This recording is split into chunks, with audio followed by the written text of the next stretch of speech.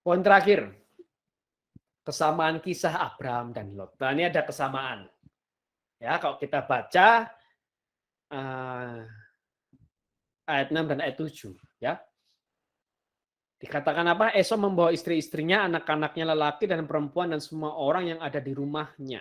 Ternaknya, segala hewannya, dan segala harta bendanya yang telah diperolehnya di tanah Kanaan.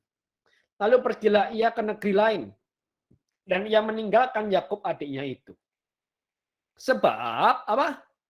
Harta milik mereka terlalu banyak, sehingga mereka tidak dapat tinggal bersama-sama, dan negeri penumpangan mereka tidak dapat memuat mereka karena banyaknya ternak mereka itu. Sebentar izin.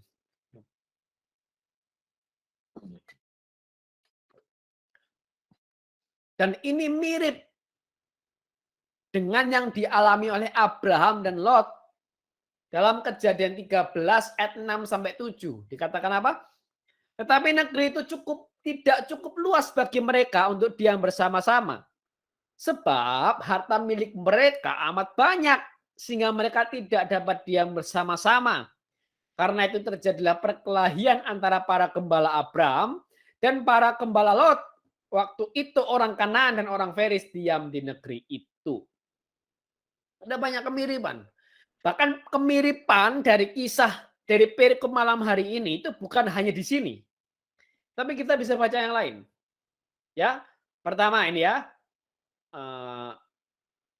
berpisah secara damai setelah ternak mereka menjadi terlalu besar, seperti Abraham dan Lot.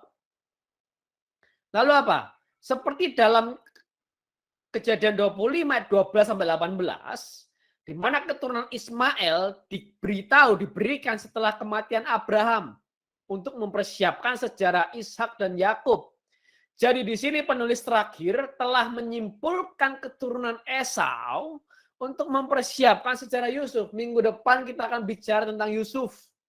Tentang Yusuf yang mengungkapkan mimpi, tentang Yusuf yang dijual saudara-saudaranya. Lalu apa? Pemberitahuan kematian dan penguburan Abraham diikuti oleh daftar garis keturunan putra sulungnya yaitu Ismail. Dan di sini kematian dan penguburan Ishak diikuti oleh garis keturunan Esau.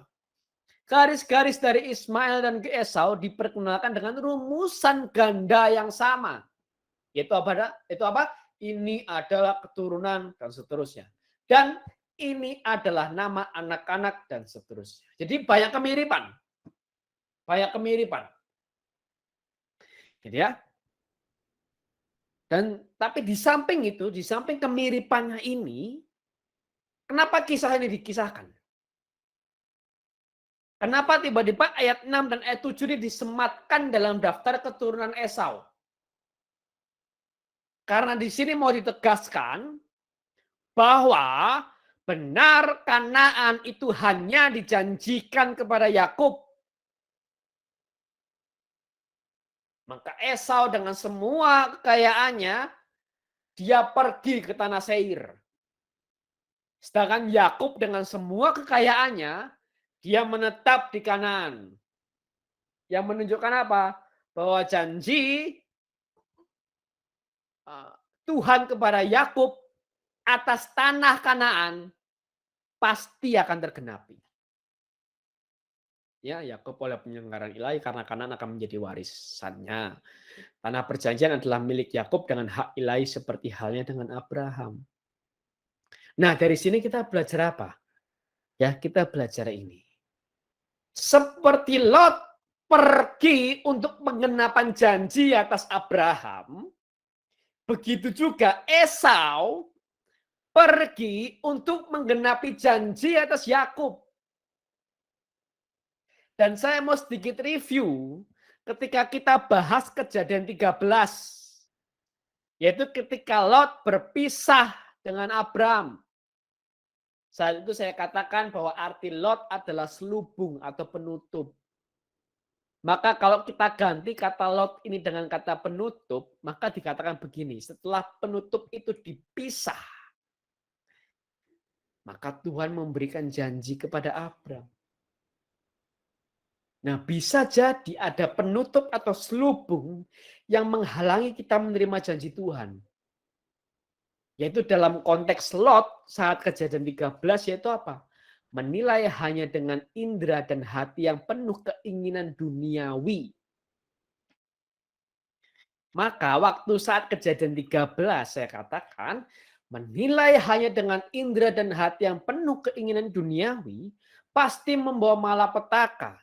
Singkirkan ini untuk terima semua yang Tuhan janjikan. Maka seperti kita perlu menyingkirkan kelotan kita untuk menerima janji Tuhan, maka dalam konteks ini, konteks Esau, kita juga harus menyingkirkan keesauan kita untuk menerima janji Tuhan. Jadi kejadian 13 kita belajar, kita harus menyingkirkan kelotan kita. Kejadian 36 kita belajar apa? Kita menyingkirkan keesauan kita. Untuk kita terima janji Tuhan. Maka mungkin kenapa kita lama terima janji Tuhan. Bisa jadi dan kemungkinan besar salah satunya apa? Karena kita masih simpan sesuatu yang Tuhan nggak berkenan. Kita masih lakukan sesuatu yang nggak sesuai dengan kehendak Tuhan. Mungkin dari surga Tuhan bisa bilang, loh kamu mau, kan janjiku ada syaratnya.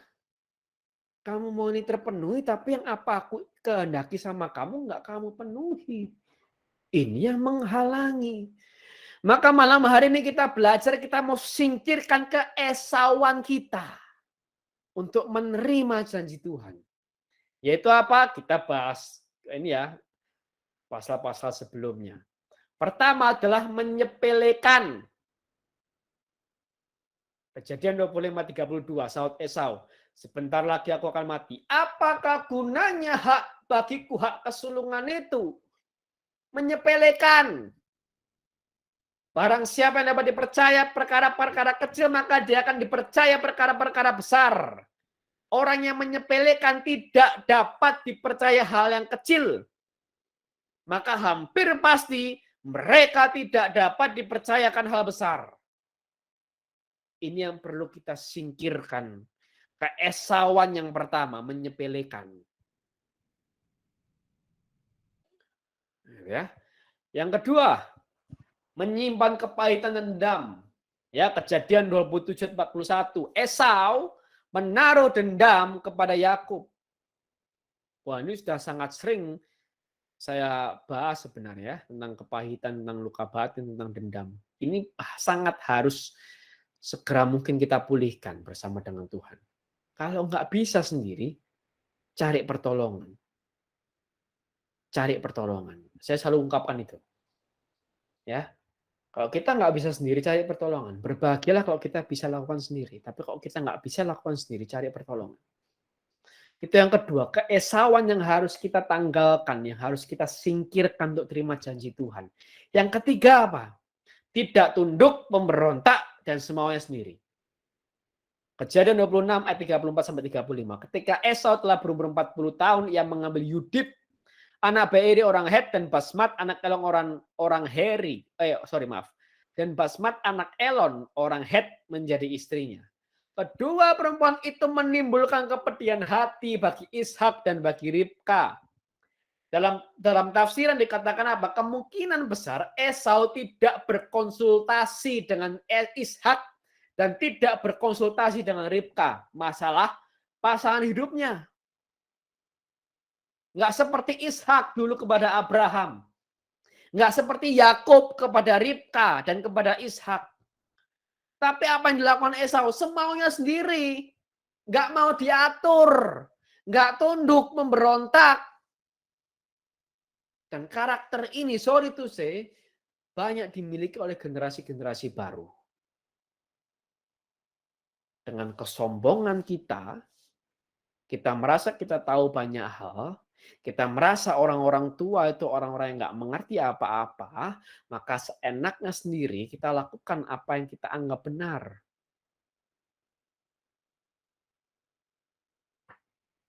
Bodoh amat dengan perkataan orang tua, bodoh amat dengan perkataan pembimbing rohani, bodoh amat perkataan pastor, bodoh amat perkataan orang-orang yang lebih bijaksana. Seringkali itu yang kita pikirkan. Dan mungkin termasuk saya. Sebagai generasi baru. Tidak tunduk memberontak dan semaunya sendiri. 3 hal inilah keesauan yang harus kita singkirkan.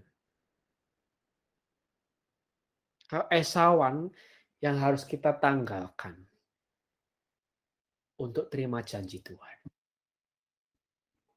Ketiga hal ini. Maka dari sini kita bisa belajar apa teman-teman Bapak Ibu? Seperti Lot pergi untuk mengenapi janji atas Abraham, begitu juga Esau pergi untuk mengenapi janji atas Yakub. Seperti kita perlu menyingkirkan kelotan kita, kita juga harus menyingkirkan keesauan kita untuk menerima janji. Apa saja? Menyepelekan, menyimpan kepahitan dan dendam, tidak tunduk, memberontak, dan semaunya sendiri. Ini yang perlu kita singkirkan. 3 hal ini. Khususnya yang terakhir ini ya. Saya mungkin sudah sering sharing gitu ya. Tapi saya akan sedikit sharing lagi bagaimana saya belajar mengabdi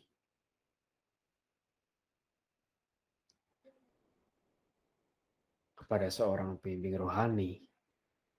Saya belajar mengabdi kepada pimpinan saya, kepada bos saya.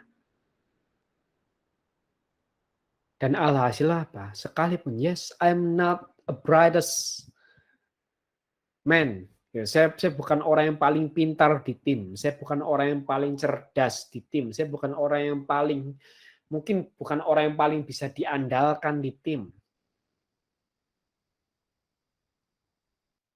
Tetapi kesetiaan saya dan pengabdian saya itu punya nilai di mata bos saya. Dan itu penting. Hari-hari gini, sedikit orang yang punya kesetiaan. Saya mau bilang sedikit orang punya kesetiaan. Tapi banyak orang punya kesombongan. Dan merasa pintar, merasa hebat sendiri. Tapi sedikit orang punya kesetiaan. Dan ini bisa sangat menghalangi janji Tuhan tergenapi atas diri teman-teman dan Bapak Ibu. Ini sangat penting. Maka, dan ini poin terakhir, gitu ya, sedikit review. Pertama, tentang keturunan Esau dan Seir. Sangat umum di antara orang kuno untuk orang yang sama memiliki 2 nama, seperti istri-istri Esau, ya. Lalu kebanyakan orang mengira Yobab bin Zerah dari Bosra itu adalah Ayub.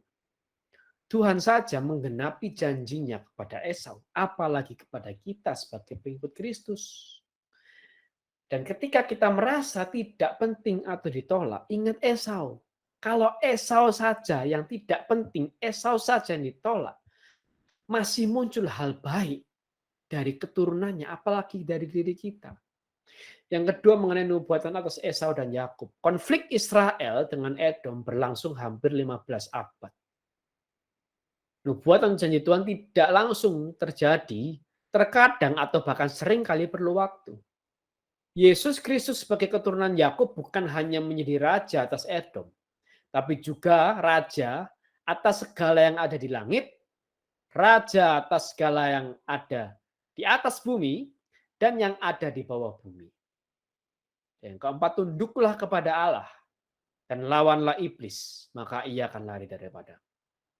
Lalu yang ketiga, kesamaan kisah Abraham dan Lot. Seperti Lot pergi untuk mengenapi janji atas Abraham, begitu juga Esau pergi untuk mengenapi janji atas Yakub. Seperti kita perlu menyingkirkan kelotan kita, kita juga harus menyingkirkan keesauan kita untuk menerima janji Tuhan. Dan apa itu keesauan? Ada 3 hal di sini. Pertama, menyepelekan. Yang kedua, menyimpan kepahitan dan dendam. Yang ketiga, tidak tunduk, memberontak, dan semaunya sendiri. Itu 3 poin pada kesempatan malam hari. Nah, kita masih ada waktu 15 menit. Apakah ada tambahan atau ada kesaksian atau mungkin ada pertanyaan, ada sharing tambahan? Boleh, monggo. Silakan dimanfaatkan waktu 15 menitnya nih. Monggo.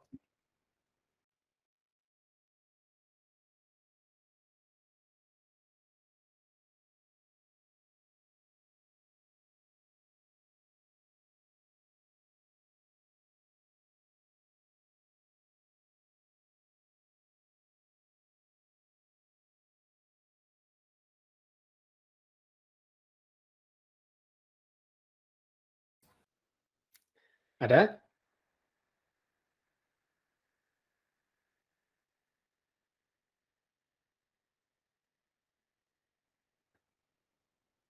Ada tambahan sharing mungkin? Atau ada kesaksian atau ada pertanyaan? Silakan. Atau ada yang kurang jelas? Atau ada yang mau menambahkan? Ada poin yang mungkin saya terlewat untuk bisa dibahas? Monggo, boleh, silakan.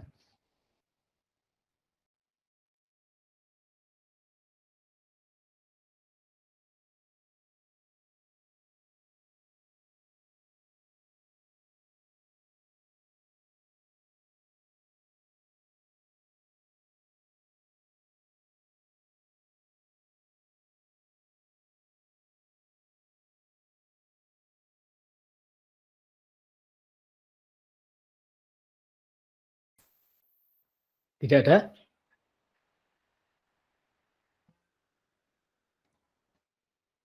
Kalau tidak ada, mungkin kita lanjut ke pengumuman ya. Kita akan lanjut ke pengumuman. Oke, kita ke pengumuman. Ya, seperti yang luar biasa, setiap Jumat jam 8 malam, kita akan doa rosario. Lalu setiap minggu, besok minggu jam 3 sore, kita akan ada persekutuan doa. Dan Selasa jam 8 malam, kita akan ada doa syafaat, yaitu Miracle Room. Dan minggu depan, kita bergabung lagi di Jazz Hope. Ya, minggu depan, setiap hari Rabu jam 7 malam. Nah, minggu depan ini adalah pertemuan terakhir di tahun ini. Ya, jadi minggu depan ini pertemuan terakhir di tahun ini. Nah, tanggal 16-nya itu masih ada misa penutup kalau nggak salah untuk sebenarnya pertumbuhan ya. Maka minggu depan kita masih di hari Rabu. Dan minggu depan itu adalah pertemuan terakhir di tahun ini. Kita bahas tentang Yusuf dan saudara-saudaranya, dan Yusuf dijual ke tanah Mesir. Kejadian 37. Di linknya sama ya. So keempat acara ini linknya sama. Jadi silakan di save linknya. Lalu jangan lupa juga untuk follow dan support kita, channel YouTube kita The House of Praise Bandung. Nah, ini link untuk setiap rekaman jazz ya. Jangan kelewatan. Nah, ini terus follow juga Instagram kita @house.of.praise. Mari kita berdoa dalam nama Bapa dan Putra dan Roh Kudus. Amin. Tuhan Yesus, melalui kuasa Roh Kudus, hadirlah pada masa laluku sementara aku tidur. Sembuhkanlah segala luka dalam batinku yang pernah kualami. Luka karena kurang kasih sayang dari orang tua dan sesama. Luka karena pengkhianatan. Luka karena penolakan. Luka karena pelecehan. Luka karena penghinaan. Biarlah dengan darah-Mu Kau jadikan aku utuh kembali. Semua hubungan persaudaraan yang sudah rusak dengan keluargaku maupun dengan saudaraku, sembuhkanlah ya Tuhan. Dari segala ketakutan, kecemasan, kegelisahan, keputusasaan, sembuhkanlah aku. Hadirlah Engkau ya Tuhan, supaya aku bisa mengampuni diriku sendiri, mengampuni sesamaku, mengampuni situasi yang menyakitkan. Bantulah aku ya Tuhan, supaya aku dapat mengambil akar pahit yang ada dalam hidupku. Dan isilah hatiku dengan kasih-Mu dalam tidurku malam ini. Terima kasih Tuhan dan berkatilah aku. Amin. Bapa kami yang ada di surga, dimuliakanlah namamu, datanglah kerajaanmu, jadilah kehendakmu. Di atas bumi seperti dalam surga. Berilah kami rezeki pada hari ini, dan ampunlah kesalahan kami seperti kami pun mengampuni yang bersalah kepada kami. Dan janganlah masukkan kami ke dalam pencobaan, tetapi bebaskanlah kami dari yang jahat. Amin. Salam Maria, penuh rahmat Tuhan sertamu, terpujilah engkau di antara wanita, dan terpujilah buah tubuhmu Yesus. Santa Maria Bunda Allah, doakanlah kami yang berdosa ini sekarang dan waktu kami mati. Amin. Salam Maria, penuh rahmat Tuhan sertamu, terpujilah engkau di antara wanita, dan terpujilah buah tubuhmu Yesus. Santa Maria Bunda Allah, doakanlah kami yang berdosa ini sekarang dan waktu kami mati. Amin. Salam Maria, penuh rahmat Tuhan sertamu, terpujilah engkau di antara wanita, dan terpujilah buah tubuhmu Yesus. Santa Maria Bunda Allah, doakanlah kami yang berdosa ini sekarang dan waktu kami mati. Amin. Kemuliaan kepada Bapa dan Putra dan Roh Kudus seperti pada permulaan, sekarang, selalu, dan sepanjang segala abad. Amin. Santo Gabriel, Santo Mikael, Santo Rafael, doakanlah kami, lindungilah kami, tolonglah kami. Amin. Dalam nama Bapa dan Putra dan Roh Kudus. Amin.